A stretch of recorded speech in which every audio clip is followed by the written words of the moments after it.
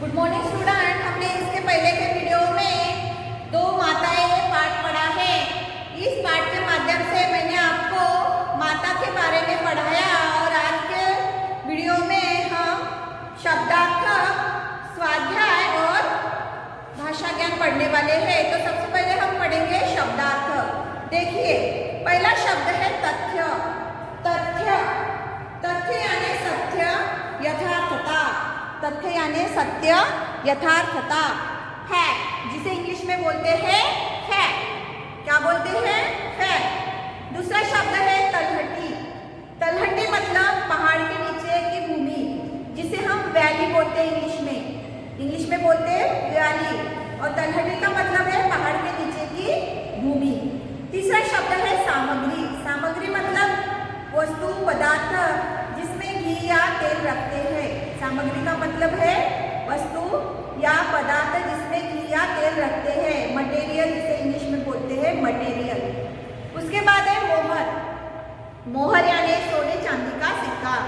सोने चांदी का सिक्का, जिसे हम इंग्लिश में coin of gold and silver बोलते हैं।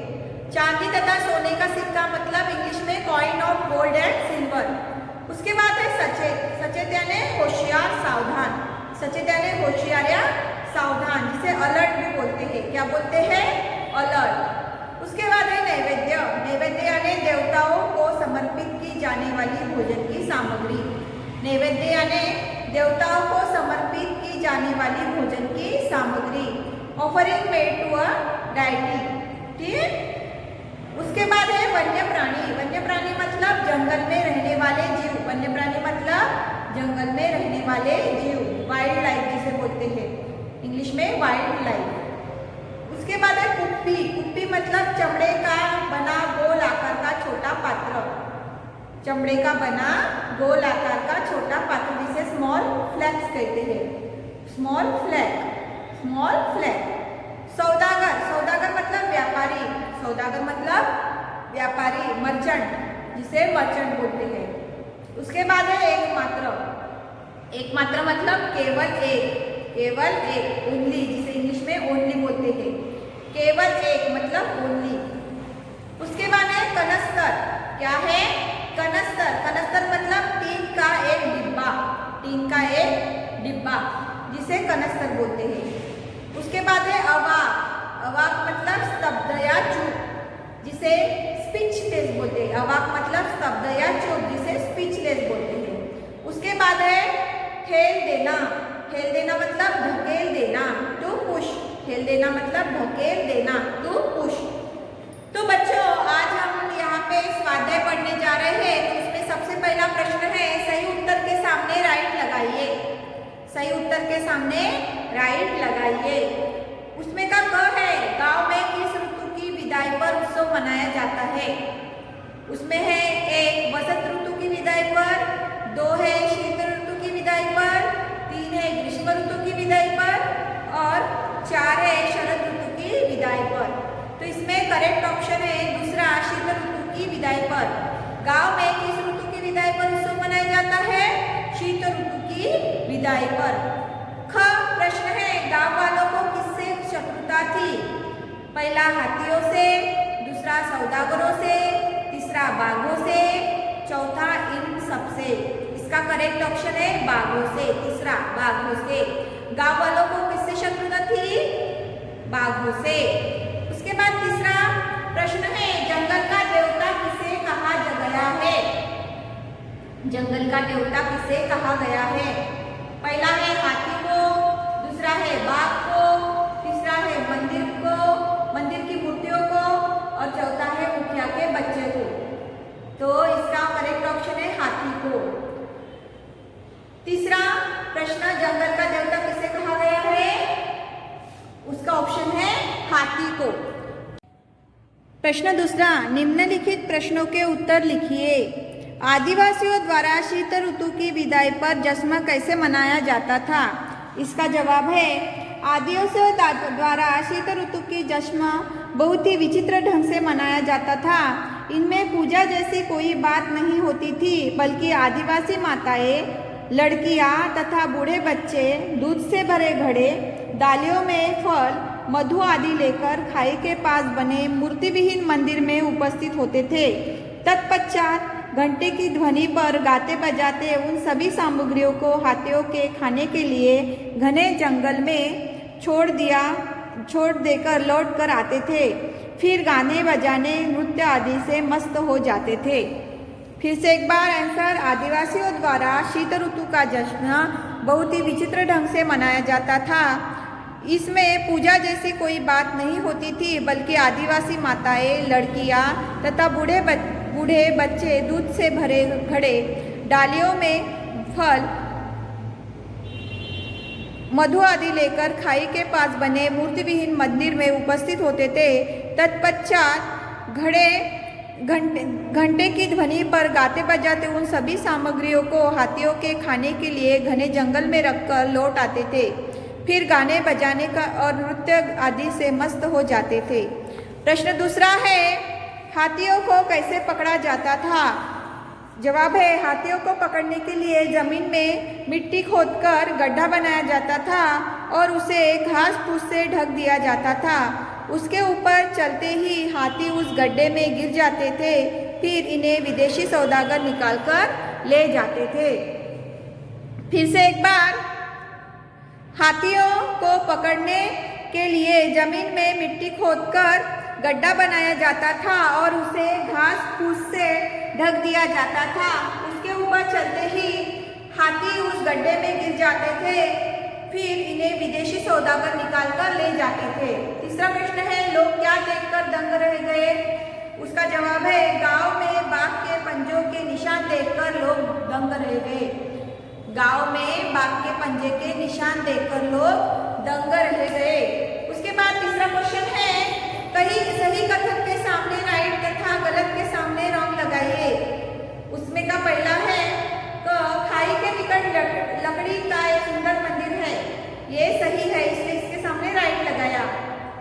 आदिवासी दूध फल आदि जंगल में बैठकर खाते हैं, ये गलत है, इसके सामने रॉन्ग लगाया है। विदेशी सौदागर हाथी के बदले मोहर ले जाते थे, ये भी रॉन्ग है, इसलिए इसके सामने भी रॉन्ग लगाया है। बाघ हाथी के बच्चों को उठाकर ले गया, ये भी रॉन्ग है, इसलिए इसके सामने भी रॉन्ग का निशान लगाया है। और सबसे लास्ट वाला, औरत ने हाथी के बच्चे को बचाया, ये सही है, इसलिए इसके सामने सही का ऑप्शन लगाया है। उसके बाद भाषा ज्ञान यहाँ पे दिया गया है। देखो बच्चों, शब्द युग्म कई प्रकार के होते हैं, जैसे पुनरुक्त शब्द युग्म, जैसे उसमें धीरे धीरे आता है, मिलते जुलते अर्थ वाले शब्द। पुनरुक्त शब्द युग्म मतलब मिलते जुलते अर्थ वाले शब्द युग्म। नाचते गाते, मिलते जुलते अर्थ वाले शब्द युग्म मतलब नाचते गाते। और विपरीतार्थ शब्द युग्म मतलब यहाँ वहाँ, जो विपरीत अर्थ बताते हैं। पुनरुक्त मतलब बार बार वही शब्द आना, मतलब पुनरुक्त। मिलते जुलते मतलब उसका ऑप्शन, जैसे नाचना गाना। और विपरीतार्थ मतलब एक इधर तो दूसरा उधर, विपरीत अर्थ वाला। अब आप नीचे दिए हुए युग्मों को सही स्थान पर लिखिए, जैसे पुनरुक्त युग्म वाले शब्द उनके नीचे, मिलते जुलते अर्थ वाले शब्द युग्म उसके नीचे और विपरीतार्थ शब्द युग्म उसके नीचे। तो देखिए पुनरुक्त शब्द युग्म कौन कौन से हैं? कभी कभी, रोते रोते, पीछे पीछे, कभी कभी, रोते रोते, पीछे पीछे। उसके बाद मिलते जुलते अर्थ वाले शब्द युग्म, सोच विचार, कंकड़ पत्थर, नहा धोकर। सोच विचार, कंकड़ पत्थर, नहा धोकर। विपरीतार्थ शब्द युग्म, न्याय अन्याय, हार जीत, इधर उधर। न्याय अन्याय, हार जीत, इधर उधर। उसके बाद दूसरा प्रश्न देखो, नीचे दिए गए शब्दों के अर्थ लिखकर वाक्य बनाइए। मोहर, मोहर का दो अर्थ निकलते हैं, सोने का सिक्का और सिर। तो सोने के सिक्के पर एक वाक्य है, मेरी माँ के पास 5 मोहरे हैं। मेरी माँ के पास 5 मोहरे हैं। और सिर से एक वाक्य बनाया, दुकान के ताले पर मोहरे लगी हुई है। दुकान के ताले पर मोहरे लगी हुई है। उसके बाद ख वाला शब्द है भेड़। भेड़ के दो अर्थ निकालते हैं,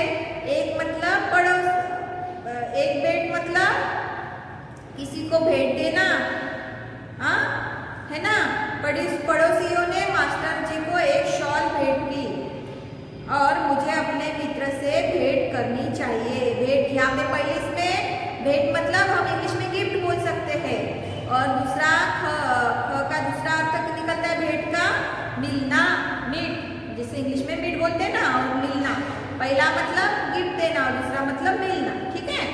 तीसरा है पूर्व। पूर्व क्या है? दिशा है ना, दिशा। सूर्य पूर्व दिशा में निकलता है। और पूर्व यानी रेलगाड़ी आने की सूचना मिल चुकी है। पूर्व यहाँ पे क्या हुआ? पहले। एक क्या है? दिशा, और दूसरा है पहले, ठीक है। अभी निम्नलिखित वाक्यांशों के लिए एक एक शब्द, ये तो आपको आता ही है। गांव में रहने वाला, ग्रामीण, न जानने वाला, अनजान, दूसरे देश का निवासी, विदेशी, जंगल में रहने वाला, जंगली, है ना। अभी प्रश्न चौथा, निम्नलिखित वाक्यों में से विशेषण तथा विशेष्य छांटकर लिखिए। ये भी आसान है, यहाँ पे विशेषण लिखना है और दूसरा विशेष्य लिखना है। खाई के निकट लकड़ी का एक सुंदर मंदिर है। इसमें विशेषण है सुंदर और विशेष्य है मंदिर। ख, गांव के बड़े बूढ़े ने एक किस्सा सुनाया। विशेषण है एक, किस्सा है विशेष्य। ग, जंगल को कांपने वाली भयंकर आवाज हुई। उसमें विशेषण है भयंकर, विशेष्य है आवाज। बाघ 5 महीने के बच्चे को उठा ले गया। विशेषण है 5, विशेष्य है महीने। अंग, लास्ट वाला, उसने पेड़ की डाली को 2 मोटे टुकड़ों के गड्ढे में डाल दिया। तो विशेषण है मोटे और विशेष्य है टुकड़े। तो ये हो गया आपका स्वाध्याय।